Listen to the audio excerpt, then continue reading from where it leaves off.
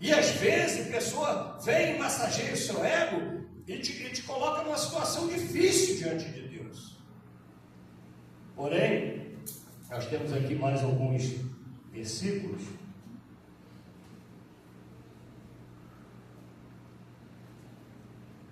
Eu quero sair daqui da parábola agora, uma vez que os irmãos entenderam o que vem dizer essa parábola, Jotão estava querendo dizer exatamente isso. Se você continuar lendo, ele vai explicar melhor. Ele vai falar assim, que meu pai deu a vida por vocês, meu pai reinou, foi bom para todo mundo, e agora vocês pagaram por isso, matando os filhos dele, porque a culpa não foi só de Abimeleque. Tinha o povo ali que estava querendo aquela situação, teve culpa, e Jotão veio falar isso sobre eles. São as árvores que estavam querendo, reinar. Aí você vê aqui, na última árvore, por exemplo, ele vai assim, respondeu as árvores, então todas as árvores disseram ao espinheiro, vem tu e reina sobre nós. E respondeu o espinheiro às árvores, se deveras me ungis rei sobre vós, vinde, refugiai debaixo da minha sombra, mas se não, saia do espinheiro fogo que consuma o cedro do Líbano. O cedro do Líbano, irmãos, fala de uma árvore nobre. O cedro do Líbano era uma árvore nobre que era transportada.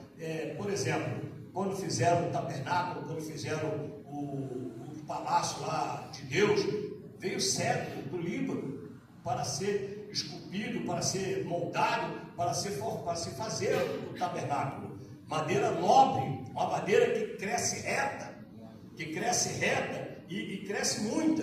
E o espinheiro fez uma promessa aqui, Ele primeiro fez a promessa, ou você me unge, fica debaixo da minha sombra, porque se vacilar, ele mesmo já falou, se vacilar, que saia fogo do espinheiro e consuma os cedros do Líbano. Por quê? Porque nós não fomos chamados para sermos figueira brava, não fomos chamados, para sermos oliveira brava, nós fomos chamados para sermos uma bênção nas mãos do Senhor. Amém? Para sermos uma bênção nas mãos do Senhor. Agora, espinheiro não tem sombra. Ele falou assim, fica na minha sombra. Quem consegue ficar na sombra do espinheiro? Vai te espetar, vai te machucar, vai te ferir. A princípio, a pessoa está querendo qualquer liderança, mas não pode ser o espinheiro. Aí, você diz assim, no versículo 20, versículo 20, fala assim, mas se não, saia. Aí, Jotão falando agora, no versículo 19, ele fala assim, se deveras sinceramente procedeste, hoje com Jerubal, que era Gideão, e com a sua casa alegrai-vos com Abimeleque, e também se alegrem convosco. Quer dizer, essas pessoas se alegram com Abimeleque, e Abimeleque se alegra com eles, mas se não saia fogo de Abimeleque, se isso fosse sincero, se essa situação fosse verdadeira, se fosse uma vontade de Deus, que Abimeleque reinasse sobre aquele povo, se isso estivesse agradando a Deus, se estivesse honrando Gideão, do qual morreu e deixou o reinado lá, se isso tudo honrasse a Gideão, Jotão falou, se não estiver honrando, meu irmão, saia fogo do espinheiro.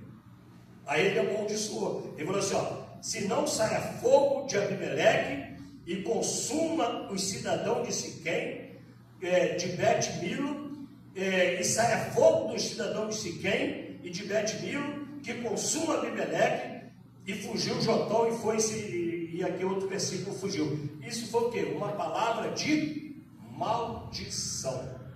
Nós fomos chamados para sermos uma bênção.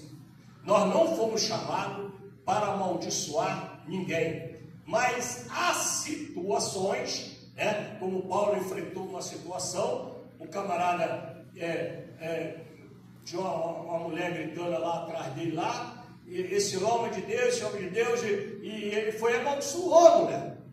Só que a maldição libertou a mulher daquela situação. No outro homem foi amaldiçoado, o Pedro, e ele, não, ora aqui, o homem ficou leproso na hora. E você, não, ora você para tirar essa lepra de mim. Por quê? Porque o camarada estava fazendo mal para a obra de Deus. A pessoa fazendo mal para a obra de Deus, não é nem assim uma questão de maldição, mas uma questão de correção, de disciplina, de corrigir. Se tiver errado, meu irmão, o próprio Deus corrige. Se tiver errado, se você ver aqui, quer ver? No capítulo, no versículo, no número 23, esse mesmo capítulo 9, diz assim, 23, suscitou Deus, vou ler o 22, havendo Abimeleque, esse que matou todo mundo, né, e que agora estava reinando sobre o povo, havendo Abimeleque dominado 3 anos sobre Israel, passou 3 anos, parecia que não está acontecendo nada. Às vezes você está aguardando uma situação, parece que não está acontecendo nada, mas Deus está no controle, irmãos. Deus registra as coisas assim, não esquece de forma maravilhosa.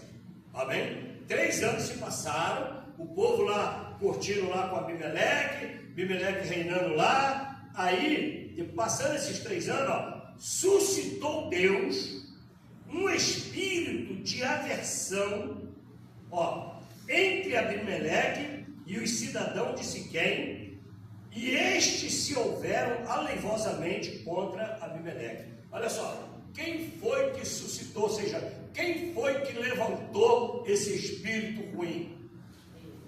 Deus, irmão, o próprio Deus. Se tiver uma situação desagradando a Deus, se for preciso, como eu falei da outra vez, eu falei com a minha mãe, cuidado, mas eu caí lá, mas eu não falei para a senhora não ir lá. Aí, não, mas Deus guarda, se desobedecer, ele até empurra.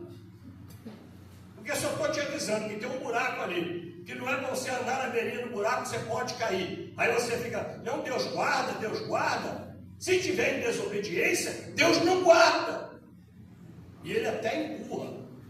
Ou seja, levanta o espírito de contenda, um espírito, suscita o espírito, levanta. Numa outra feita, já falei isso também, Acabe estava fazendo mal para Deus, para o povo de Deus, aí Deus conversando lá no reino dos céus lá, e quem que eu vou enviar para enganar Acabe? Para enganar Acabe. Aí um dos espíritos falou, deixa comigo, que eu vou lá. Aí, depois o irmão procura lá que você vai achar. Ou seja, Deus tem o controle de tudo. Uma certa feita eu falei assim, o Satanás é servo de Deus. O missionário regalou o olho do meu lado. Meu filho, ele faz o que Deus permite ele fazer. Ele vai aonde Deus deixa ele ir. Se Deus não deixar, ele não se mexe. Se Deus deu uma palavra de ordem, Satanás não consegue fazer uma poeira. Ele é um servo, ele é um servo assim, no sentido de que Deus é rei e ele é uma criatura criada por Deus.